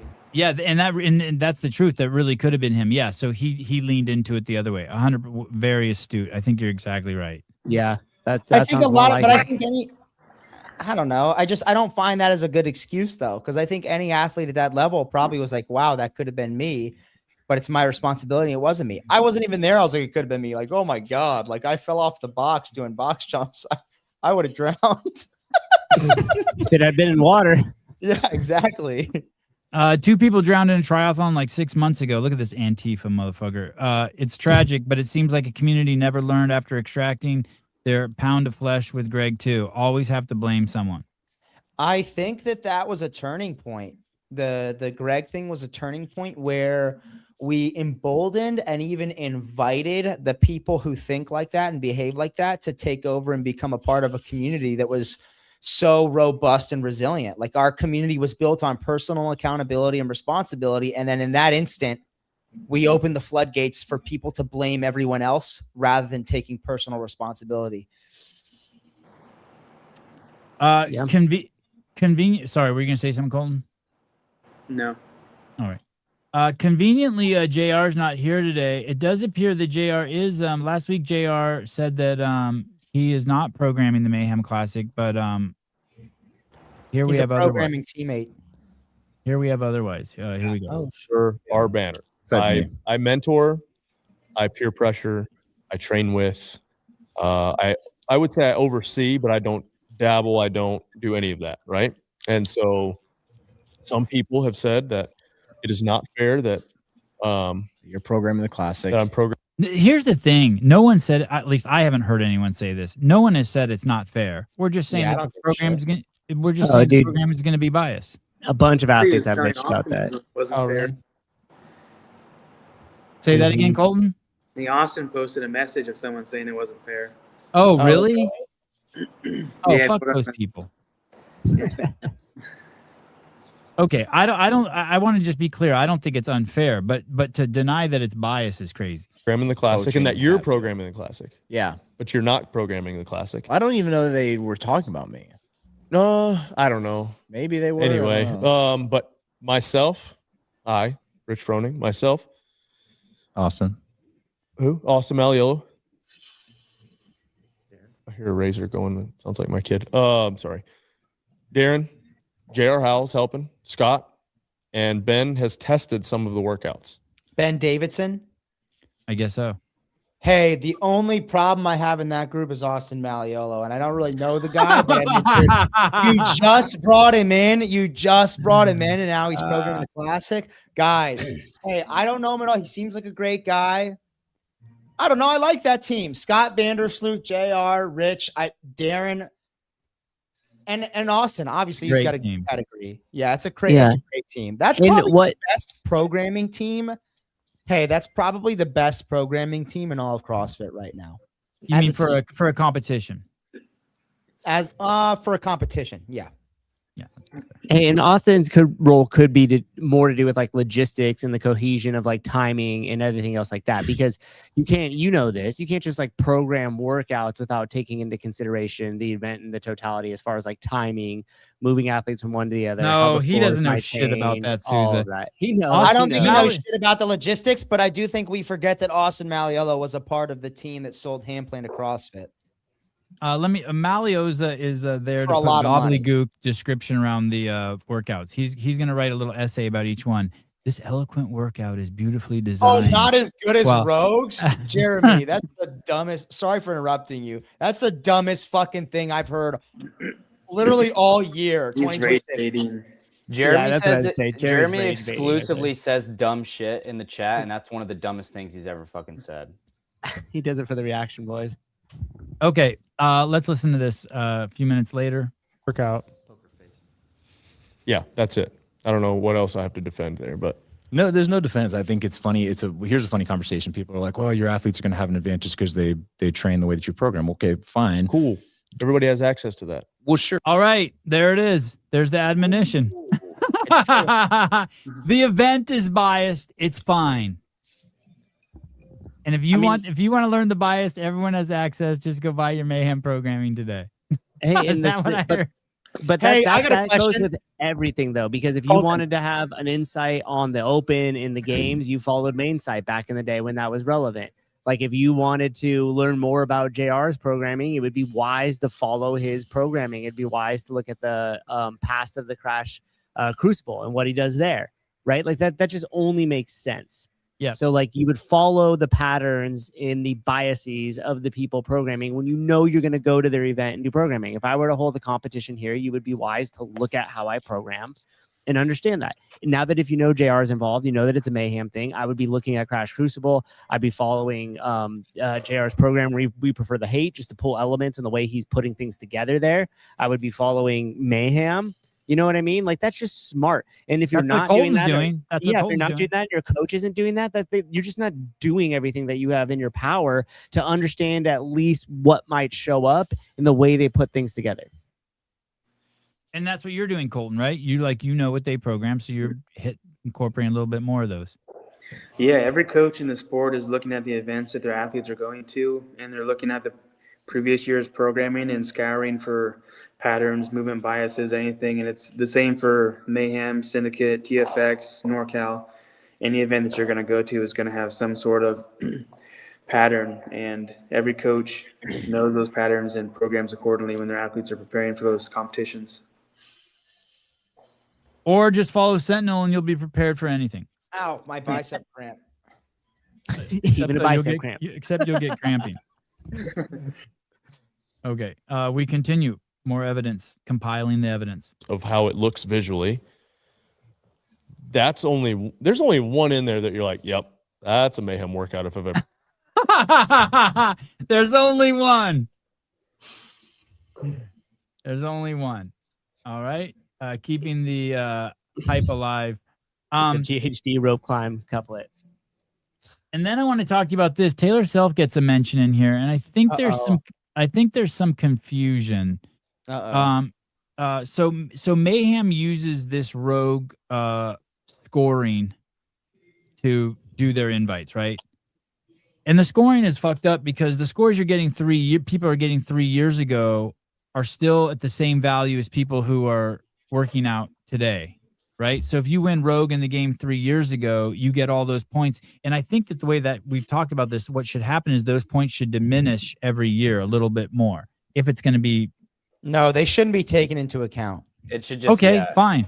It's fine. just bad. Okay. It's bad. It's bad. Bad. It's bad that it goes 3 years back. Yes. And then it is also crazy that there's this event. I know it's rogue scoring, but if they want it to be taken up by everyone, the Rogue Invitational can't have the same amount of points as the games when it's an invitational. That's just fucking batshit retarded. I think that's the only like harsh criticism that we've given, but there's a little bit of confusion. Well, before we play this. Okay. Before we play this, that was my criticism. I said it was absolutely stupid that they were using the Rogues point system, and I used some inflammatory language like stupid. I might have even said retarded. And I also asked, oh, wow, they invited Danny Spiegel. Are they doing porn now? I think I did say that. And that's incredibly inflammatory. And I was valid question. Valid. Right. And it is valid. And they are Mayhem. So I thought so too. But just to set let's preface this with some reality. Let's hear what they have to say. Okay. Here we go. Bella really made people angry. We did it last year too, though. And it's only fair. Like, as I expected, it's going to be really fun. Yeah. But we did put out the graphic just to troll people. Yeah. Everyone took it like you guys did do that. They put it super serious, but everybody's like, how have you not figured out? Bella? Yeah. It was Bella. Really made people angry. We did it last year too, though. And it's only fair. Like, this is funny, man. I think I told you guys because there was so much upset about using the rogue points qualifying. Gosh, people hated that, huh? And specifically, the clips that I saw. I don't watch the whole podcast, but I saw some clips. People hate us. Well, yeah, I think that it's a lack of understanding. Oh right? God! Don't do that. Don't do that. Rich Froning gets a blowjob, and if she doesn't swallow, he thinks she hates him. No, Rich. Listen, you don't love me anymore. You don't. We blow you all day, Rich. Don't if we take it spit to out, sex. don't think we hate you. Don't take it to sex right now, Rich. Okay, sorry. I don't hate you. You did just get a clip. It has nothing to do with you, and I resent what Roy's about to say. If it has something to do with the scoring being fair. What is fair? Ask JR what fair is. Anyways, did you get an invite, Colton? Yeah. Yeah, but he earned it. It's different. But listen, Sam Quant and Danny Spieger, really? Spiegers. Well, here's another thing to consider. This is a game semifinal event that is inviting people based off performances outside of the game season. So I don't know. I don't really like that principle of it. No, it shouldn't be. Here's the reality of it is them inviting people, or really any semifinal doing their own qualifier or inviting people to, if you look deeply, it could potentially invalidate the entire claim that the CrossFit Games is trying to make. So just from that perspective alone, that's why I think it's dumb. But to Mayhem's credit, their event is like 3 weeks, 4 weeks after quarterfinals. How far after quarterfinals is it, Colton? It's like 69 days away from right now. Right. Oh my God. Like we haven't even gotten through the open and it's less than 3 months away, Mayhem is. So it's a really tight timeline for them. I get why they did it, but I don't hate Rich. Rich, don't do that. Don't do that. No. And I don't mind the invites. I'm not saying invite the invites, but I think the problem was with using the rogue score. I don't think they should invite at all. I think it should just be merit based. Okay. I'm fine with that too. So I I told you guys, but I reached out and I had a great conversation with Taylor Self. And it's like, I think that even sometimes those guys don't understand, like, hey, there's parameters that we have to take into account. Like, we don't understand. Yeah, there's a lot I don't understand. We don't understand. Tell us what we don't understand. Great conversation with Taylor Self. And it's like, I think that even sometimes those guys don't understand, like, hey, there's parameters that we have to take into account. Like, we can't wait until all of the leaderboards are closed. Everybody's like, oh, if they don't sign up for the Open, they can't do it. And you're like, bro, we got to get a field set as soon as possible. Yeah. Literally, the quarterfinals end a month to the day before the event is happening in Cookeville. Hey, guess what? How are we going to get India's viewership if we don't bring Danny Spiegel? That's what we don't understand. Oh, dude. Hey, the entire country of Pakistan is not going to watch the Mayhem Classic if Danny's not there, guys. Okay. We're not going to have TVs covered in gooning byproduct if Danny John Young's not going to be forced to do it if Danny doesn't go. Hey, it's 3 weeks after quarters, so theoretically they can invite people after the Open also. I don't have a problem once again with them inviting people, but to your point, if you do have a problem with them inviting people, they could just wait till after the Open. And they could just say that would give. I mean, I don't know what parameters we don't know about that they couldn't wait. The reason they can't wait is because they're saying essentially the argument is they have to get a field of athletes set so that they can get sponsors to buy into the event. Hey, we're going to have these top names locked in to compete so that when you come, their audiences are going to be watching and you can guarantee this amount of eyeballs, etc. And I get why you approach it that way, but I think the better approach to me is even just from a business standpoint, don't create a $1 million product before you've sold, enough of the product to create $1 million product. Like, start small. You don't have to pay Hampton Roads $250,000. You could have the Sevon podcast stream it for $20K and knock it out of the ballpark. When you do that, you don't have to lock in all of these sponsors for all this money based on views. And at the end of the day, if you create the competition based on merit and you make it the competition that people want to go to, over time, it will build itself into an event that is respected and you don't even have to ask people to sponsor it. Wait, but is that about it? Is it sponsors? Was that the conversation that you had with Roy? Like, was that what he was talking about? Because is that an assumption? It's about getting athletes there and confirmed, and having athletes compete on a month's notice is challenging. But at the end of the day, if you have 2 games tickets on the line and you are a reputable event where someone can get crazy good competition experience, if you build that up, you're not going to have any issue getting legitimate athletes competing there. Colton, would a month been enough? If you had to wait till after the Open, would you still go there? Yeah. Find out. Yeah, absolutely. Mm-hmm. That being said, they have insane athletes going. Jason Hopper, Colton Mertens, Austin Hatfield, Emily Rolfe, Magawa, Roman Krenikoff, Lucy Campbell, Olivia Kerstetter, Ariel Lowen, Jeff Adler. I mean, they have all the best athletes. I'm really shocked that Magawa and Lucy Campbell are going. That's awesome. It's so awesome. Haley Adams, Manon Anganese, Abigail Doman, Nick Matthews, Saxon Panchek, broken Isabel guy, or Randy. Paige Rogers, Ibarra, McGonigal, Jack Rosema, Hoffer, Quinn. Victor Hoffer's another surprise too. How about that? Mason, Zanoni, Hattie Canyo, Reese Lowood. Do you think everybody really plans on going, or do you think some of them are like, hey, I have this invite, I'll accept, and if I don't feel like going later, then I just won't show up? Like, hey, I'll just accept all my invites. Oh, and just like, yeah, I don't know. Sevon was saying he would do that. I would do that if I was an athlete, but I think all these people, I think this is like a highlight for their career to go compete at Mayhem. Like even people who have no chance. Like I don't think Colin Brander has a chance.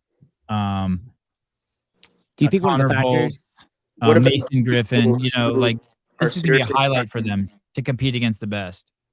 What about people who are seriously trying to get to the games this year, and they see like, oh, so and so's going, this person's going. Maybe I just ought to skip out and try somewhere else. Who would that be? You think like in yours, like the only people I could see, like Ibarra, you, Jason, and Adler.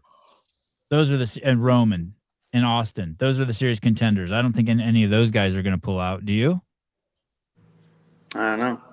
Probably not unless they get injured or something leading up to it. I am kind of surprised Ibarra is going there. Because I don't think he can win there. Cole with no comment. There's a lot of people that are going that are not going to have a chance of winning.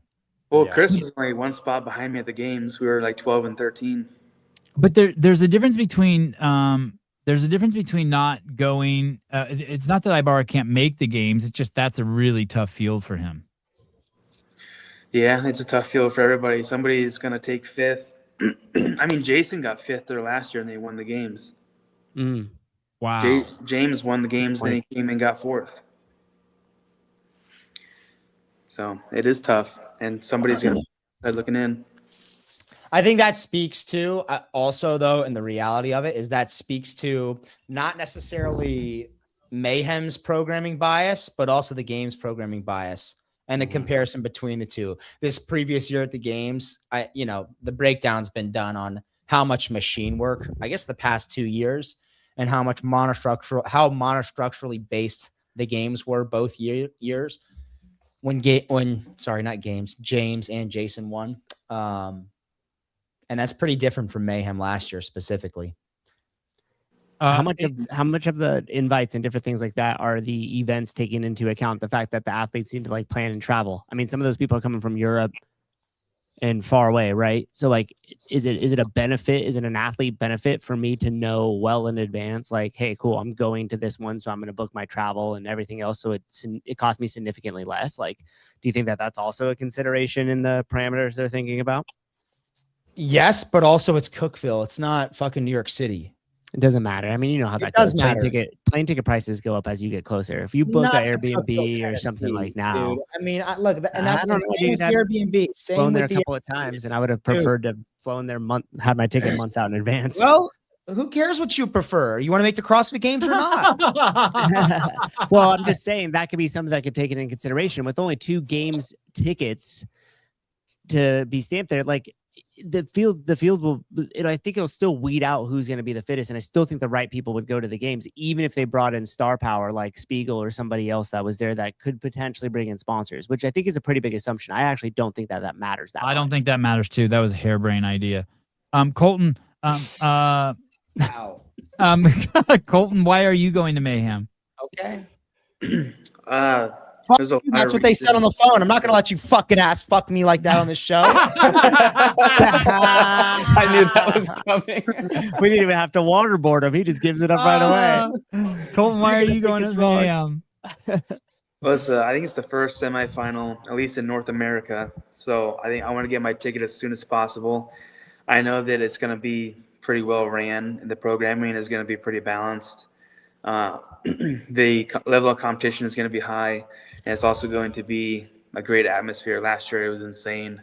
Even though the crowd wasn't massive there, everybody's basically right on top of you in the gym. So it was really cool. It's an easy travel for me.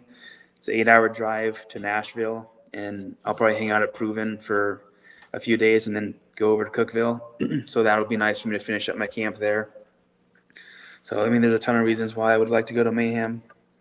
And, well, also, I think the argument that, it doesn't matter if you invite these people who don't have a serious chance of qualifying, I think it definitely can make a difference, at least in a small way, in who finishes on the podium. And to give you an extreme example, if there was a field, this is a field of 20, if there was 15 Colton and Austins running around, not to our fitness level, but to our body type, and then there's a heavy workout that is heavily biased towards gymnastics, there's athletes like Roman and James and Jason who would have a very hard time cracking the top 15. And then there's events that heavily bias the bigger athletes. Well, if there's just a few Jasons and James and Hoppers that are going to beat me and Austin, but we're going to beat all the other dorks who are our size, we're going to finish top 5 and everything, and then we're going to very easily qualify, whereas a bigger athlete wouldn't. And that's an extreme example, but it is kind of the spirit of what I'm saying there. Got it. If the field doesn't make a difference, even if they're not contending for the podium. Yeah, they impact. They impact points and they impact placement for sure. By the way, if you're one of these ding dongs who's pointing Rich to the show, just point him to the part where Taylor said they have the best programming team in the space. Like, don't be a shit starter. Just yeah. point him to that. Hey, and that's the other reality. I think I said that to two people recently. I said it to Rory and I said it to Chandler because I was talking with Chandler Smith the other day and he mentioned a clip that someone sent him about me making a joke about why he came in like 13th at WFP because they had 2 swim events. And I was like, yeah, well, dude, you also never get the clips where I'm like, oh, he's incredibly fit. He's has the best body in CrossFit. He's a super nice guy, et cetera, et cetera. Like no one ever clips that stuff. No one ever clips when I'm fucking double gotten on Rich's wiener. All they do is they clip it when I talk shit, dude. The fuck? Rogue had its show on. I saw Rogue's show recap on YouTube. It's the CBS version. I had no idea. I remember seeing the CBS microphones there, but did this actually go on CBS?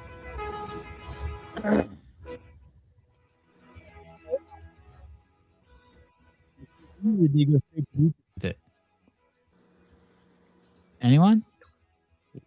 Did anyone watch? It doesn't matter. No one fucking watched that. And if they did, they didn't know what it was.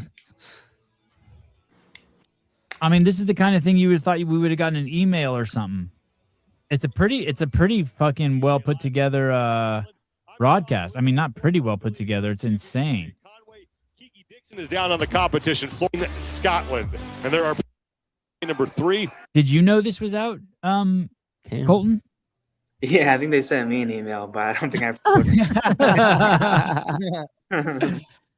And did they tell you the time it was playing? Like, hey, check out CBS at 6 p.m. on blah blah blah. Probably. Yeah. Right. You didn't tell your dad and send it over and do a watch party at your house with pizza and. No. No. All right. So kudos to Rogue for getting that. There's no one else in the space getting that deal, right? Trying to think. No. Just Rogue. Curious as to how Rogue got it. They have it in with Don Lemon. Maybe Rachel Maddow and Don Lemon, they're good friends of the modders. I wonder because it brings the strongman too. And I think yeah, they do a similar thing, except they don't live stream their event at all. So you basically keep up to date. Like there's people who are like on site and then they tell people the results and then they go on YouTube and talk about it. But like World's Strongest Man doesn't really put much out until their stream goes live on whatever broadcast network owns it. It's really I think Bill can pick up his phone. I think the Hennigers can pick up their phone and talk to anyone. Probably. Yeah. They're the American dream. Should be a whole entire documentary about what's going on or what happened with Rogue. Haley Adam is a Red Bull athlete. Oh, she's got wings. And so I found this video. How do you become a Red Bull athlete? This is Josh Kendrick. Wings or... He's the lead athlete. He led the athlete marketing at Red Bull for over a decade, working with literally the best athletes in the world. So this was their marketing guy. And this is how he says they choose their athletes. Here we go. We always say that we're sort of in the driver's seat, right, of an athlete, and the athlete, he or she is like really driving, like, oh, where do you want to go in your sport? What do you want to do? What are your dreams? What are your goals? Like, where are you pushing, like in your community, in your space, in your sport? Cool. Let's follow along. Like, we want to give wings to your ideas, you know? And so in that, like, we're really looking for like entrepreneurial-esque characters to do that. Like they have a team around them. They have like a passionate pursuit, like to really drive them in their sport, in their training, in the way they market and how they run their business, you know? And so, versus us going like, all right, here's your plan. Here's what we're going to do. Like, we're obviously very supportive of that, but we're looking for individuals to really sort of drive the ship in that. So, I find, I think Haley is beautiful. She has longevity in the sport. She's young. She's a hardcore veteran. But when I think of her career, I think of it as it just drove through a fucking bucket of syrup. It's hit molasses. I wonder if he's talking about Bijan in terms of the team around her and someone who's entrepreneurial. I wonder if he sent them any pictures to secure that contract. I'm just wondering how they have her, Yona Koski, Laura Horvat, and Noah Olson. The agents have bamboozled them, dude. Duh. How did they get those contracts? Well, the agents got the athletes those contracts. So these agents are lying to Red Bull, essentially false advertising their athletes. Oh, these are the best athletes in the space. Look at the views. Look at the follower count. Meanwhile, you're 100% right. Those athletes are at the tail end of their career, and no one is looking to them for the excitement of what's to come. So now you've got Haley could have a rebirth, though. At least Haley. The others for sure at their tail end. Haley could have a rebirth. She potentially could, but here's the reality. Now, if you're Red Bull, you invest in the space and you get no return because you've been sold a bit of a crock of shit from these agents. Yeah. And now you don't come back. Well, what if they're fuck these agents? What if they sponsor more on their like marketability, meaning like the way they look and the way that they look in certain clothes? Because if you think about in terms of like fitness influencers, no one gives a fuck about how Red Bull athletes look. No, but the thing is you're not thinking about it in the terms of like how you would gain popularity in the fitness space. Like we're in our bubble, so we reward like work capacity. Like that to us is impressive. People that are at the top that are going to win the CrossFit Games. Hold on. But if you look at the most marketable people that have gone the furthest, you have people like Bradley Martin and shit like that. Like they are going to look for a whole entire different set of parameters into where they're going to sponsor the people that they're going to sponsor. No way. Look at every athlete Red Bull gets involved with. They are the dominant champion in whatever sport they do. F1 racing, motocross, the list goes on. Everything that they sponsor, it's like we have the best athlete and team and no one even stands a fucking chance. Ryan Dungey in motocross, fucking Max Verstappen in F1, all these other fucking extreme sports that they sponsor. The athletes are like 10 championships and everybody's like, oh man, how are they winning? We're never going to be able to beat Red Bull. And now you have Noah Olson and fucking Yona Koski. Yeah, but that is just weird because like you would think that they would research it, right? Like it wouldn't take somebody at Red Bull. Like even if I talked somebody up and I was like, oh, Matt Susie, he's going to be the next greatest CrossFit Games athlete. It would take him 2 seconds to look at one of my videos on the internet and be like, what? Like, no, that's never happening. Dude, I'm telling you, the cabal of agents within the CrossFit space is everything that is holding back large companies from having any desire to invest. Because they pull like all of shit, dog. They are. They're fucking. Hey, dude, the agents are the Epstein list. They are the Epstein list. Allegedly.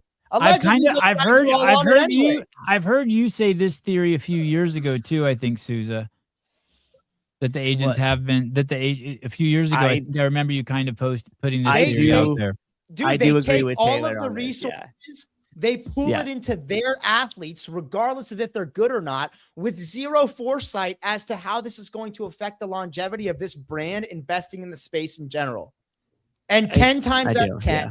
Oh, Luke Jukic is a Red Bull athlete. That is crazy. He fucking sucks. Hey, clip that and fucking send it to him. You won't even call him to kill Taylor, you fucking pussy. You suck. You fucking suck. He sucks at CrossFit. A washed up, bald fucking faggot like me can beat him in any workout, any day of the week. Fucking A, dude. I do That's think Red Bull.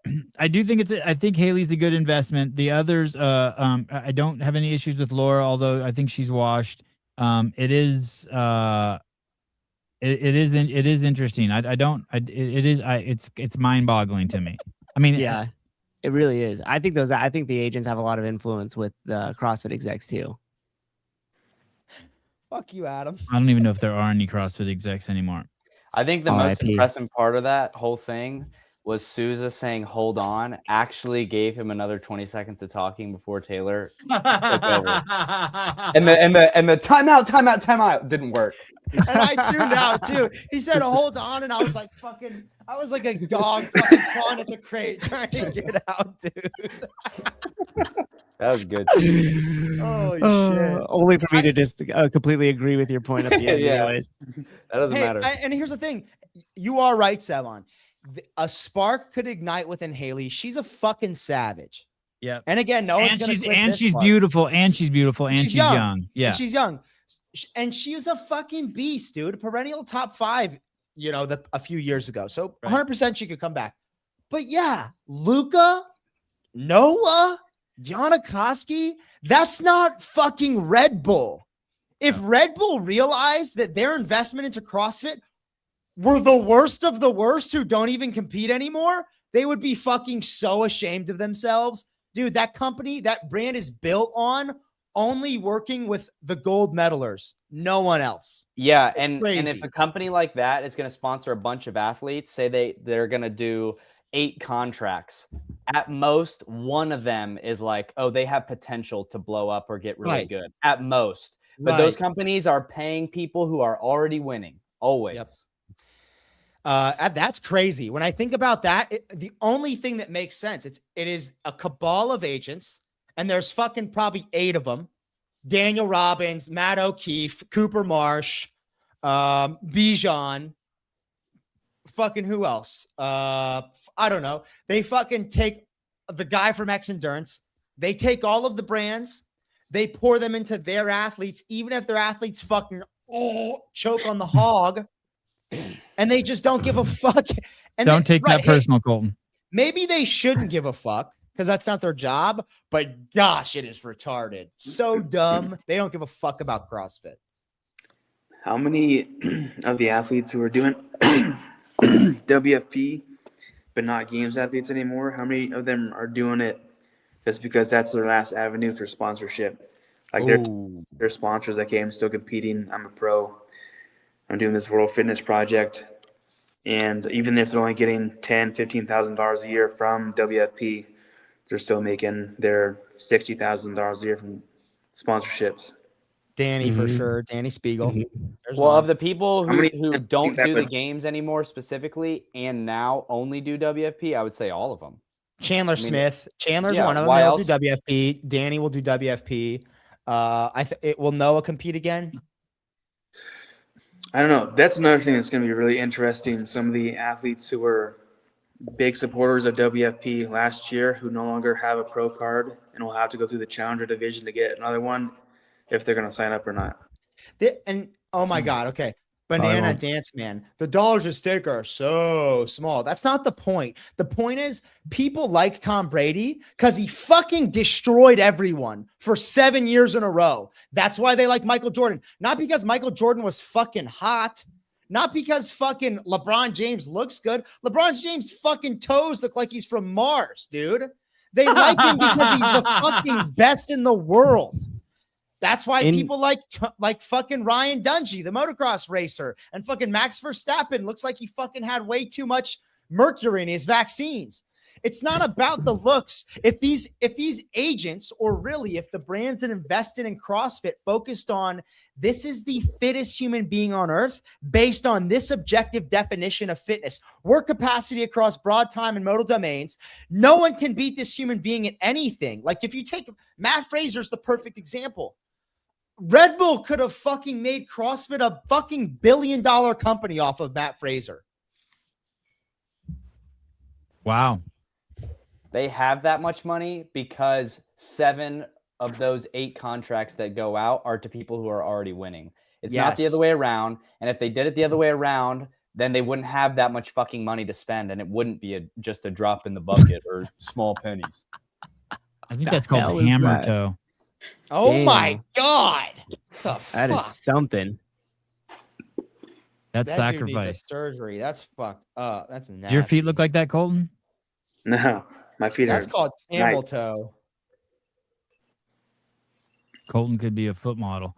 Another thing that people really like, and I hate it when athletes don't do this, but like they're like people who are really trying to fucking win. Even yes. if they have a chance, they want to know that you're beating your head into the wall trying to fucking win.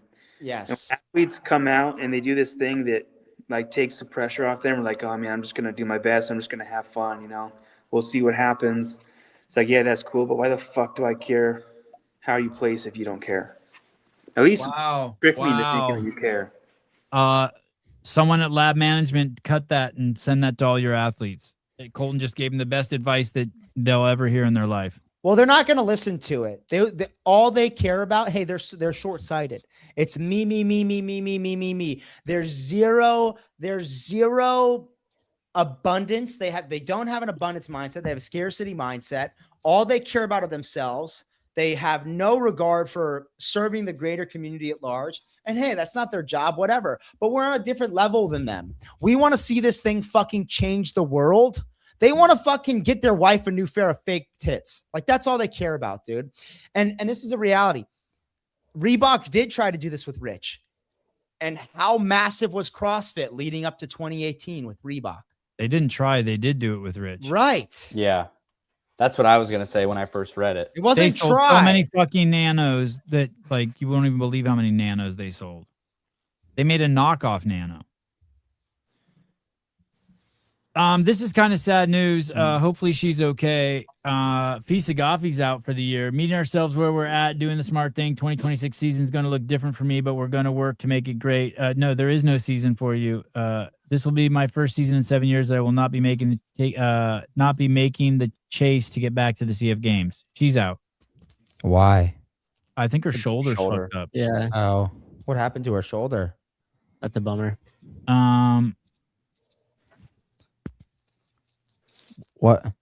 I don't know. There's a Bible verse. It moved her arm to sign the PFA letter where she said Dave should be fired.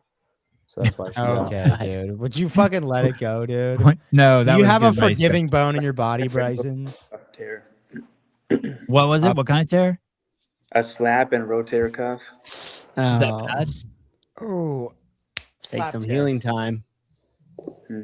Will she need surgery for that? I have no idea. I think so. Yeah, a slap tear. Yeah, I believe you will need a surgery for that. All right. I think rotator cuffs depends on the degree. I have no idea what a slap even is. Anytime they give a name to it, I feel like it's bad enough you need surgery. If it doesn't have a name to it, it's like, I just slightly tore my rotator cuff. I think you're fine. If it's like, yeah, I've got a slap tear, it's like, oh shit. Fucked. Danny Spiegel did her first car show. I guess this is I don't know if you guys have seen this. You know she was doing car shows? What is happening here? That's not Danny Spiegel. That is Danny Spiegel. It doesn't even look like Danny Spiegel, dude.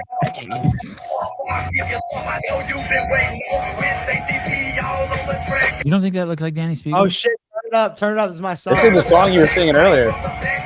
Don't turn it up. We don't need the copy strike. Oh my goodness.